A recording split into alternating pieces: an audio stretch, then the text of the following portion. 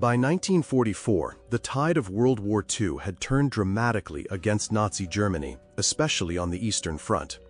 What had begun as a rapid and brutal invasion of the Soviet Union in 1941 had devolved into a bitter and punishing retreat.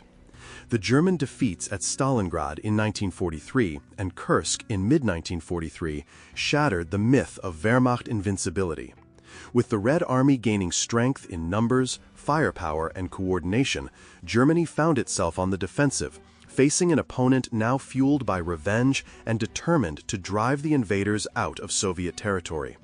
Amid this context, the Soviet Union began not only to defeat the German forces militarily, but also to humiliate them psychologically. The year 1944 marked a series of crushing defeats, symbolic punishments, and public shaming events that deeply demoralized the German military and exposed the crumbling core of Hitler's once dominant war machine.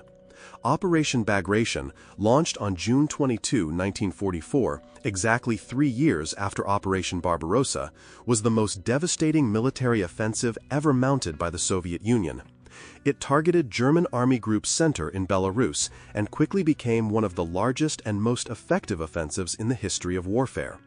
The Red Army deployed over 2.3 million troops, supported by thousands of tanks, artillery pieces, and aircraft. The Germans, caught off guard by the scale and precision of the Soviet attack, were soon overwhelmed. Within days, Soviet forces broke through German defensive lines, encircled major formations, and destroyed logistical support. Town after town fell as the Soviets advanced over 400 kilometers in some sectors. The German Fourth Army and many other formations were either annihilated or taken prisoner. Estimates suggest around 450,000 German casualties, including tens of thousands of prisoners who would face an uncertain and often deadly fate in Soviet captivity. This was more than a military disaster. It was a psychological collapse. The myth of German tactical superiority was shattered in the East. The Wehrmacht was no longer retreating in an organized manner.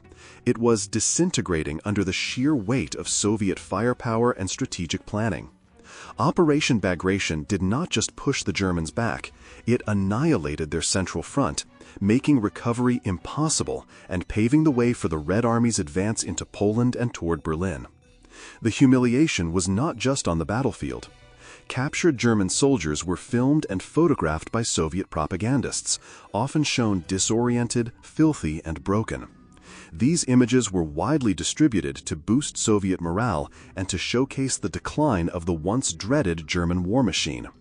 On July 17, 1944, the Soviet Union staged one of the most symbolic and humiliating public displays of the entire war, the Parade of the Vanquished. On that day, over 57,000 German soldiers, captured during Operation Bagration, were forced to march through the streets of the Soviet capital under the watchful eyes of tens of thousands of citizens.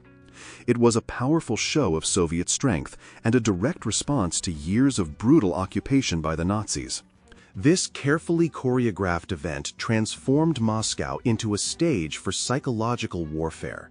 The German prisoners, many ragged, filthy, and visibly defeated, were paraded in endless columns through the city's center.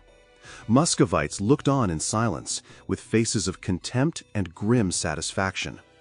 Behind the last rows of prisoners, Soviet water trucks rolled in, washing the streets clean, symbolically scrubbing away the dirt of fascism. The group included both regular soldiers and high-ranking officers.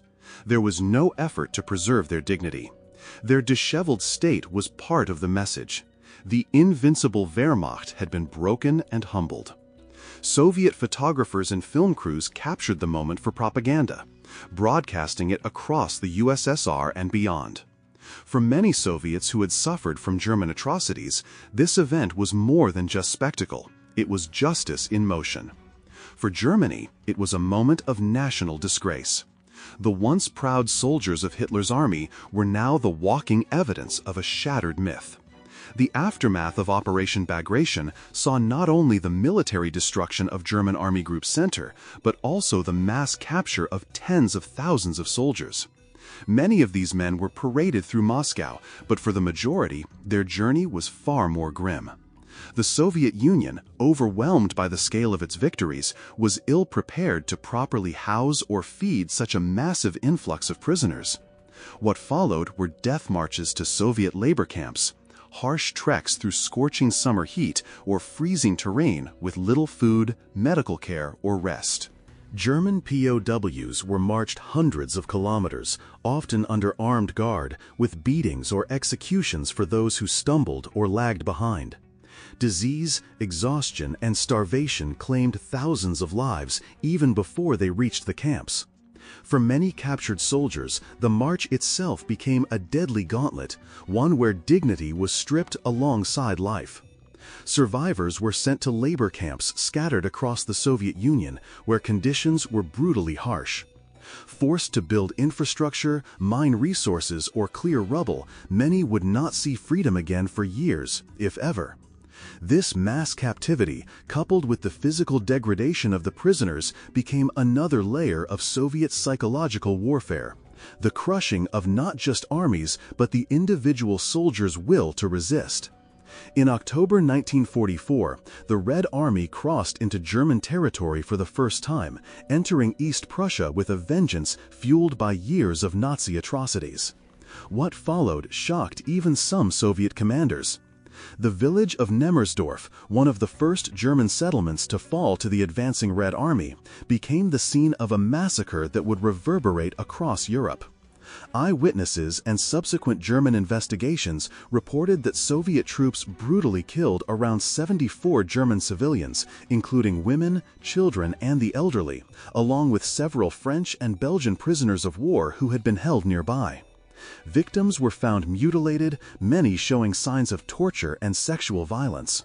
The event was used heavily in Nazi propaganda to incite fear and hatred of the Soviets, but independent post-war investigations confirmed that atrocities had indeed occurred.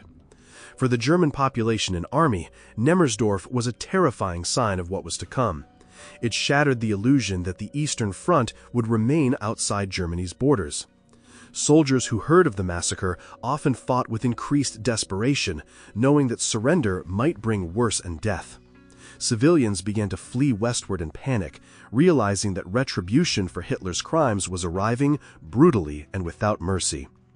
The Soviet Union didn't just aim to defeat the German military on the battlefield, it sought to crush its image as well. From 1944 onward, Soviet and Allied media actively portrayed German soldiers not as heroic warriors, but as broken, demoralized men. Photographs and film reels captured prisoners of war slumped in exhaustion, covered in dirt, their eyes hollow from hunger and trauma. These images were widely circulated, serving as both morale boosters for Soviet citizens and psychological weapons against the German population. Newspapers published stories of surrendering Germans begging for mercy, while Soviet newsreels showcased columns of captured troops trudging through ruined cities. Propaganda posters depicted the once feared Wehrmacht as weak, defeated, and morally bankrupt. Even in Allied nations, the portrayal of the German military began shifting, from a formidable enemy to a force in collapse. For many Germans, especially those on the home front, these depictions were devastating. The proud image of the soldier was replaced by visuals of helplessness and shame.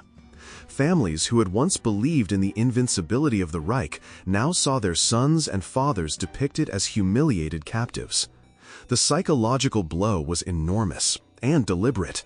This propaganda war was another Soviet front, one that attacked German pride, identity, and morale with brutal effectiveness. The humiliation inflicted on German soldiers in 1944 had effects far beyond the battlefield. Militarily, the destruction of Army Group Center and the loss of hundreds of thousands of trained men created a vacuum that Germany could not refill. But the psychological and symbolic consequences were just as devastating. The once dominant image of the German war machine was shattered, not only in the eyes of the world, but within Germany itself. News of the Moscow parade, the harsh conditions in Soviet captivity, and the Red Army's brutal advance into East Prussia spread fear across the Reich. Soldiers fought with growing desperation, not only for survival, but out of dread of capture. Civilians, especially in the East, began abandoning their homes en masse, convinced that Soviet revenge would be swift and merciless. The Soviets, for their part, understood the value of symbolism. Humiliating the German military wasn't just a way to boost Soviet morale, it was a tool to project power, avenge earlier defeats, and shape the post-war narrative. By breaking both the bodies and spirits of the German forces, the USSR demonstrated that fascist aggression would be answered not only with force, but with humiliation. By 1944, German soldiers were not only losing the war, they were losing their identity, pride, and humanity. Operation Bagration decimated their forces. The parade of the Vanquished publicly disgraced them, and the march to Soviet camps crushed them physically and mentally.